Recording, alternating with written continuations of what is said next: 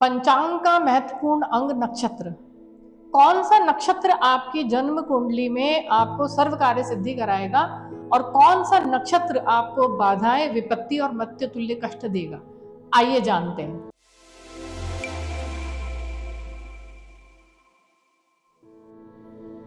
ब्रह्मांड में टोटल नक्षत्र 27 हैं। 27 नक्षत्रों को अगर अपन इस तरह से टेबुलर फॉर्म में लिखते हैं तो हम ये 9 के 3 कॉलम बनाते हैं। देखिए, पहला नक्षत्र अश्विनी, दूसरा नक्षत्र भरणी, तीसरा नक्षत्र कृत्तिका, फिर रोहिणी, मृगशिरा, रोहिणी, मृगशिरा, आद्रा, पुनर्वसु, पुष्य, अश्लेषा। फिर 9 के बाद हम यहां से लिखेंगे 10, जो कि 1 नंबर के कॉलम पे सेकंड कॉलम में आएगा 1 नंबर के साथ। मघा, पूर्वा फाल्गुनी, उत्तरा फाल्गुनी, हस्त, चित्रा, स्वाति, विशाखा, अनुराधा, ज्येष्ठा। अब हम इसके बाद लेंगे वही पहले कॉलम में पहले नंबर पे तीसरे कॉलम में मूढ़, पूर्वाषाढ़ा, उत्तराषाढ़ा, श्रावण, धनिष्ठा, शतभिषा, पूर्व भाद्रपद, उत्तर भाद्रपद, रेवती। हमने ये कॉलम बना लिए 27 नक्षत्रों को इस तरीके से 9 के जोड़े में लिखे। अब इसके बाद ये देखिए इनके ग्रह स्वामी कौन से होते हैं।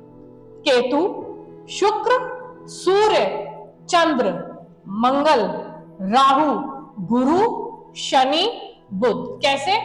अश्विनी, मघा, मूढ़ के स्वामी है केतु, भरणी, पूर्व फाल्गुनी, पूर्वाषाढ़ा के स्वामी है शुक्र, कृत्तिका, उत्तर फाल्गुनी, उत्तरा आषाढ़ा के स्वामी है सूर्य, रोहिणी, हस्त, श्रावण के स्वामी है चंद्र, मृगशिरा, चित्रा, धनिष्ठा के स्वामी है मंगल, आद्रा, स्वाति, शतभिषा के स्वामी है राहु, पुनर्वसु, विशाखा, पूर्वा भाद्रपद के स्वामी गुरु, पुष्य, अनुराधा, उत्तरा भाद्रपद के स्वामी है शनि, अश्लेषा, ज्येष्ठा, रेवती के स्वामी है बुध। मान लो अब आपका जन्म कुंडली में जन्म नक्षत्र है हस्त। अब हमने लिखा है यहाँ पे जन्म नक्षत्र, वो है आपका हस्त।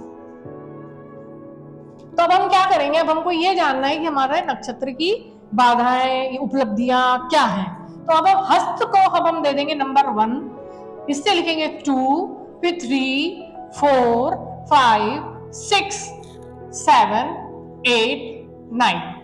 वापस से 1, 2, 3, 4, 5, 6, 7, 8, 9।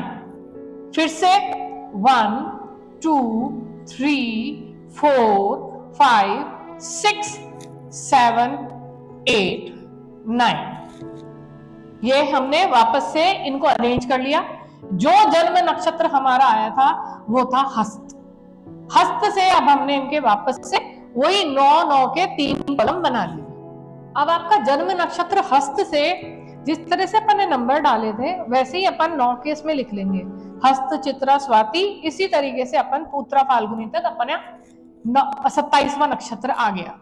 अब ये वाला पोर्शन करने के बाद आप इसमें फर्स्ट वाले का नाम दे देंगे जन्म, फिर संपत, इस पूरी लाइन का नाम संपत, फिर विपत, क्षेम, प्रत्यरी, साधक, वध, मित्र और अति मित्र। आइए जानते हैं अब इसका किस तरीके से होगा। जन्म का मतलब है स्वास्थ्य, कर्मों पे आधारित जो भी हम जन्म से हमारी जो भी बाधाएं, समस्याएं, वो सब इसमें आ जाएंगी। संपत ये कर्मों पर आधारित है। संपत जो धन संपत्ति का कारक है, वैभव संपन्नता का कारक है। विपत खतरे, आपदाएं। क्षेम शांति, शुभ लाभ। प्रत्यरी बाधाएं, विफलताएं। साधक उपलब्धियां, सफलता। वध दुर्भाग्य, जीवन, मृत्यु, तुल्य कष्ट। मित्र में आएगा सहायता, समर्थन। अति मित्र आ जाएगा खुशी, आसान जीवन और दोस्ती। अब आपने ये लिख लिया। अब आपका जो अति मित्र जो नक्षत्र है ये आपका सर्व कार्य सिद्धि नक्षत्र है। ये जो अति मित्र नक्षत्र उत्तराषाढ़ा, कृत्तिका, उत्तरा फाल्गुनी, जब जब ये नक्षत्र आपके आएंगे, जब जब प्लैनेट्स इन नक्षत्र, तो वो आपके अति मित्र कहलाएंगे और वो हम आपका सर्व कार्य सिद्धि कराएंगे। अब ये 27वां नक्षत्र इंपॉर्टेंट है। 27वां नक्षत्र जो होगा ये सर्व कार्य सिद्धि के लिए सबसे बेस्ट है। वैसे ये पूरा 3 का है, बट ये उत्तरा फाल्गुनी जो 27वां नक्षत्र है ये सर्व कार्य सिद्धि नक्षत्र है। अब आप देखिए आपका तीसरा है विपत। तो तीसरे वाले तीनों नक्षत्र जब आएंगे तब अपन को जो है खतरे, आपदा, इस तरह की बाधाओं से सामना करना पड़ेगा। और जब पांचवा नक्षत्र आता है अनुराधा, उत्तरा भाद्रपद, पुष्य, उसके अंदर अपन को बाधाएं, विफलताएं, इनका सामना करना पड़ेगा। जब आता है वध, तो अपन को मृत्यु तुल्य कष्ट होगा, जैसे मूल, जैसे अश्विनी, जैसे मगा। तो जब ये वाला नक्षत्र के गोचर में आएंगे तब हमको इस प्रकार का कष्ट होगा।